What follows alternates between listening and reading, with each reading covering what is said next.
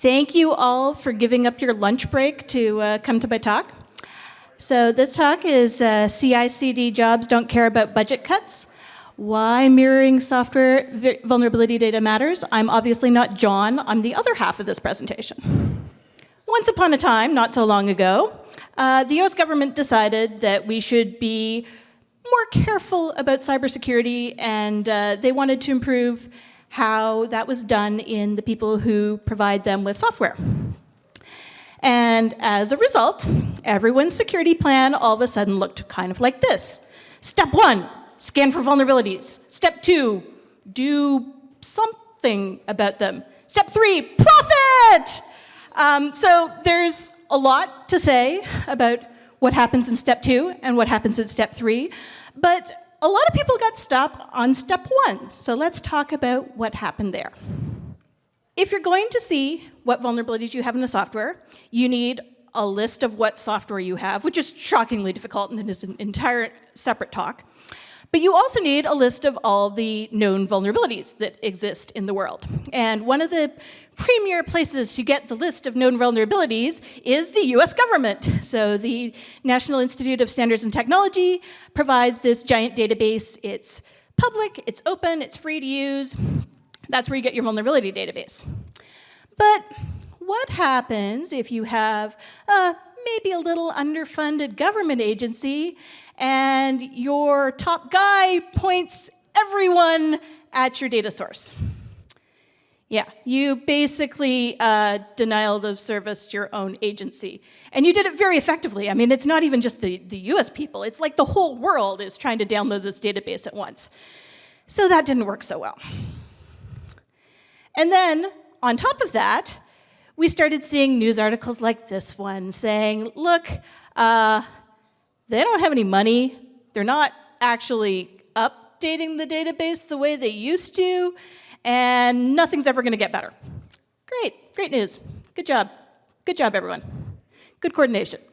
So the fine people at NVD actually did have some plans for this, and they did things like setting up some rate limits, so like people's wackadoodle CI jobs didn't accidentally denial of service the entire world at once.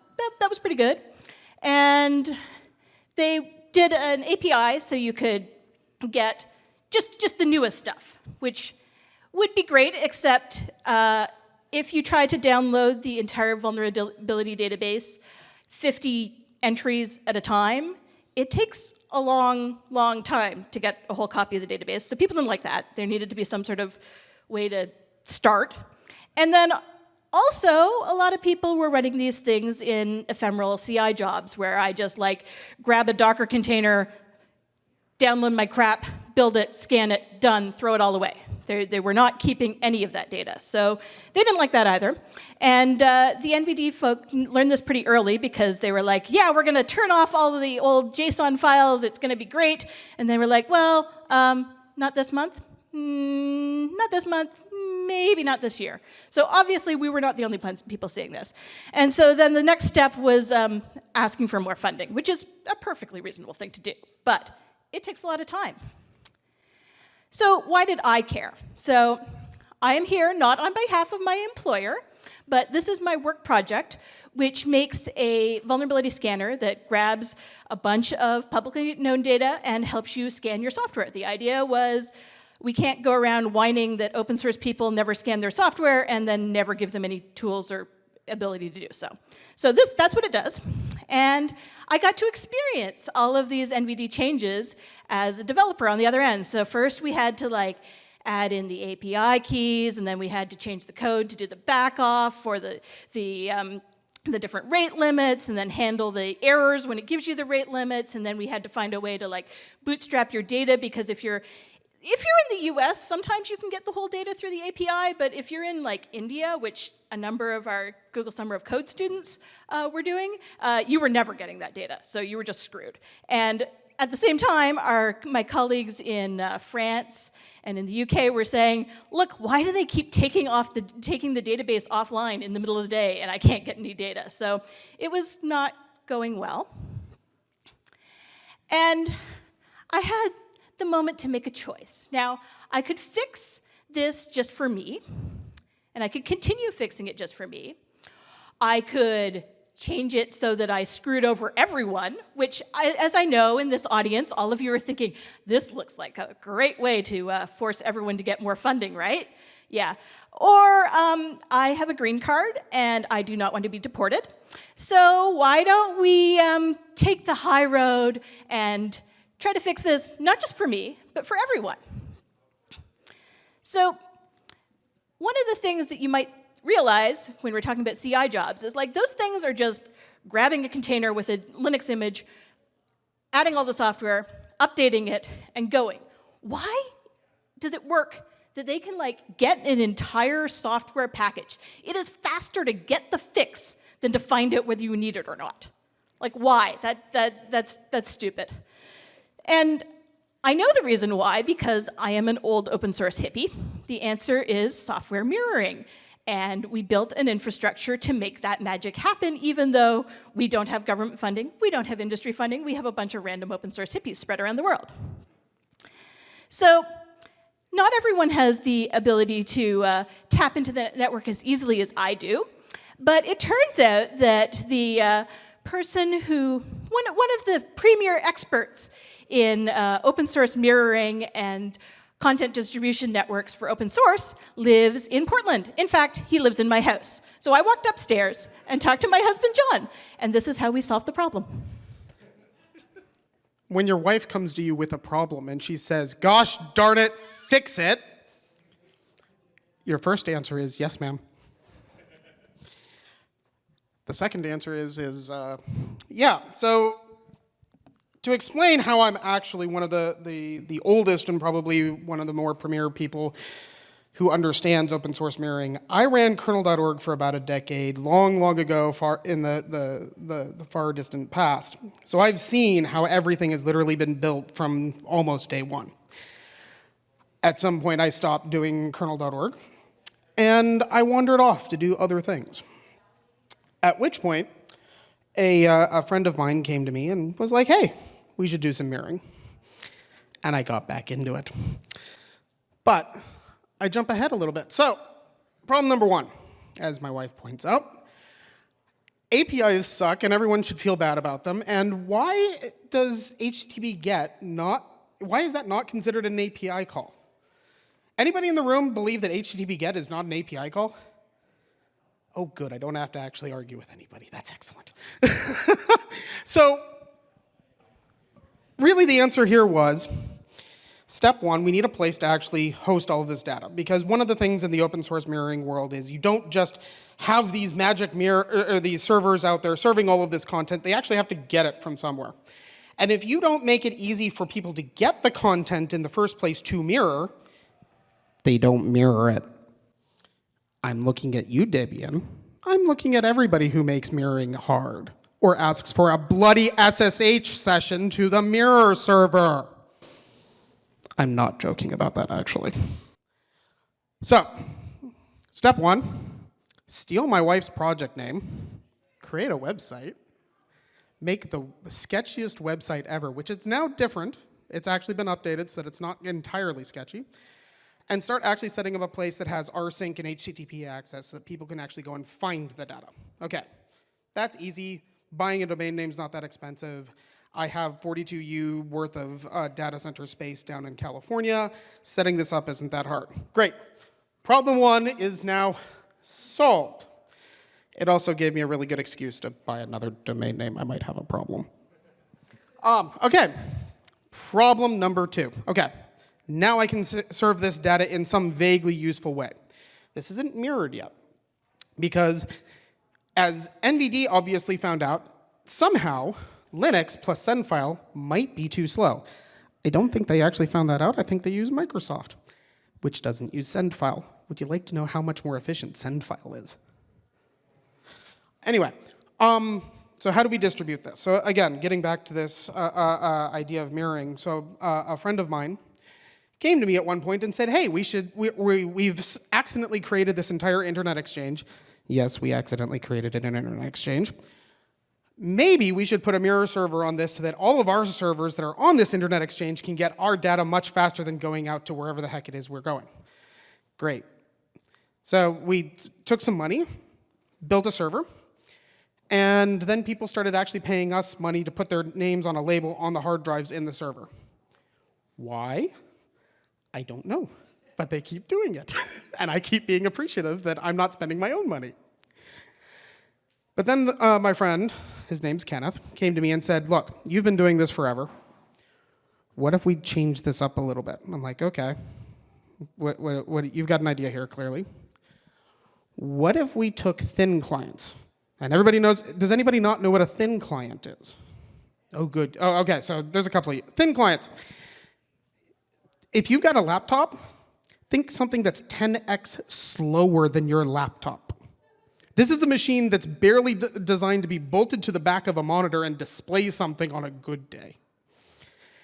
He's like, okay, what if we snag some thin clients? I'm like, okay, so we can pick these up for like 20 bucks on eBay. And we throw an SSD in these. This is not going to end well, is it? And then we put them on the public internet and we use them for mirroring. And my immediate reaction was, this is a dumb idea, it's going to fail. And then I went to sleep. And I woke up in the morning and I got back to him and I said, okay, I did the math and yes, this actually can work. Because in reality, we've been coming at the mirroring problem slightly wrong. We've been coming at this with a big iron take and needing more RAM than is insanely sane, and faster disk than you can possibly think of to solve this problem. The real answer is we need disk to be ever so slightly faster than the network interface. And once you're faster than the network interface and you've got enough cache to kind of keep your float going, you can keep going. And you can mirror. So, yeah, so we did this. And then we just kind of vaguely published that, hey, everybody, we've got this mirroring as a service thing. We'll send you this $25 box with a $100 SSD in it that has a gigabit NIC that is awful because it's Realtek. And you can put it in your ISP, and then you can have a local mirror. And you know how that turned out? Right there. That's a data center. I'm not even joking. So this is actually a data center in the United Kingdom. One of the mirror boxes lives right there in that green box. And it happens to be an ISP that's doing fiber to the home, and that just happens to be their largest data center location, which is a box in the middle of a field. So we sent them a box, and they put it in there. And in fact, it's still running to this day. But they weren't the only ones who did this. In fact, internet service providers, internet exchanges, anybody who had a random amount of spare bandwidth, because we're not talking a lot here. We're talking a gigabit. We're talking 10 gigabits, at least in the beginning. And they would take these little boxes, which are right there. You can see that's an HP T620, which is a ridiculously low-powered AMD-based box. And they would shove it in wherever they could, and then have to pull out a switch that uses I think it's the switch, that uses 4 times more power than our box to actually plug into it, because we use a copper NIC instead of an SFP. And that is how ridiculous this has gotten, that ISPs are willing to do this. But they gave us data center space, and they gave us transit, and they gave us power. And because we're low power, because we're using a thin client, that's not, the CPU's not crazy, the SSDs aren't crazy and all of that, we're only talking about a gigabit to 10 gigabits of bandwidth until we got to the mirror in Australia, which has 100 gigabits, and that's a different story for a different time. And so they threw it in there. So great. I now have a place to mirror from. I now have a place to mirror to.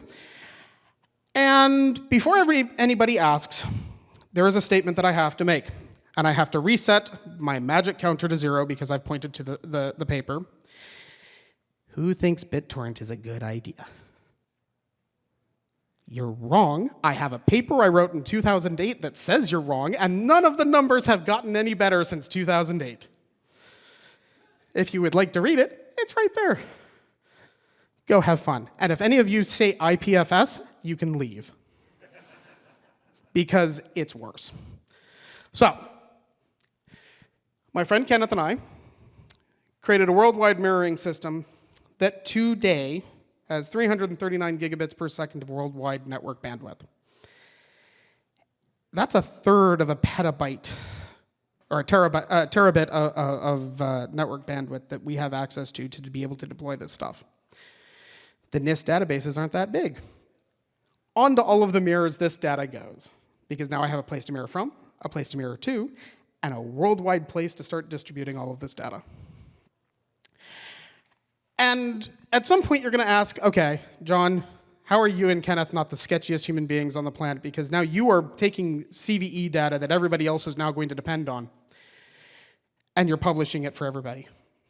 And the answer is yes, we are the sketchiest people on the planet, and you shouldn't trust us at all.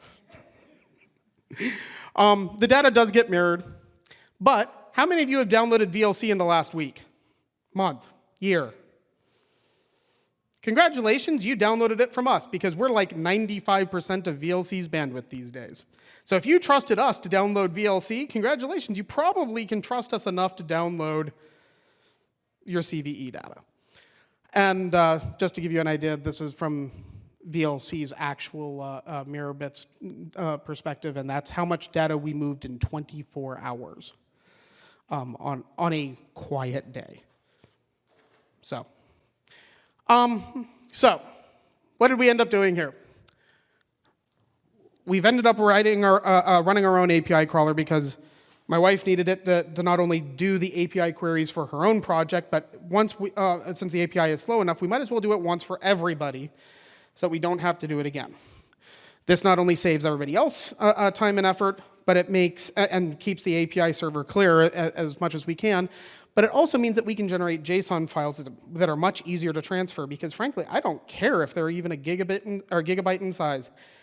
Sending a gigabyte blob is much easier than having an API query, an actual API query. We're generating the JSON files. We're signing those files.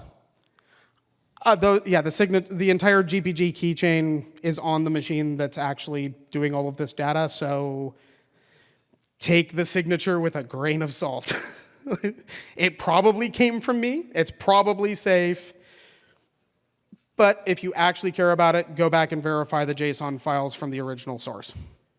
We're mirroring this, and we've literally solved the entire API DDoS problem for free, because an entire mirroring system is designed for nothing but to handle a distributed denial of service attack from all of you constantly. So with that, the prettiest data center on the face of the earth, my wife, Terriota. She can be found out here on Mastodon. I can be found out on Mastodon. Questions, comments, concerns, confessions, mockery. Please come. I guess there's not a whole lot of way for questions, but if you shout, I can always repeat them. Oh, is there? Oh, I'm just standing in exactly the wrong spot. I can't see it. So there is a microphone if you want to come say anything. You can also donate to our ridiculous mirroring project if you really get bored, too. Can you put it back to the slide that had your paper? Oh, yes. The slide with the paper. That one. Basically, it's from the Ottawa Linux Symposium in 2008, pages 173 to 182. Currently, that is the best mirror out on Landly's website. Or if you at me on Mastodon, I can always point you to the same link. How did we convince those ISPs to give us the space? We just kind of said, hey, we've got this. And part of what makes our value proposition here compelling, which is a little bit different than the way that this has mostly been done, is we not only send the ISP or the Internet Exchange or whoever's got the bandwidth, we not only send them the hardware, we manage the hardware, and we deal with all of the mirroring in the backend. So when I say this is a mirroring as a service, like literally Kenneth and I are managing all 30 of these machines simultaneously. So the ISPs to do here is literally plug it in. Plug it in, give us a couple of IP addresses that we can keep moving, and then they're out. Like they get the sponsorship information from the from the URLs and the whole 9 yards, and we talk about them in conferences and whatnot. Like Ziply, if you're here in the Portland area, Ziply, the mirrors up in Washington are the big ones that you're probably downloading from. So we just kind of keep announcing it and keep talking about it at these kinds of events, at like things like Nanog and at other things. And people... They also get everyone in their data center to download updates blazing fast. Yeah. Yep. Yeah, it actually cuts down on their external transit as well. So, any other questions before I get played off with a Sasquatch? In that case, I'm getting played off with a Sasquatch. One question. Oh, What order of magnitude of boxes do you have distributed across the world? say that again? What's the order of magnitude of units you have distributed across the world? That 339 gigabits per second is on something like 34 different machines. So anywhere from Australia to Europe to, there's a whole pile here in US and Canada. The only places I think the only continents we do not currently have machines are Antarctica, which we're working on, and Africa.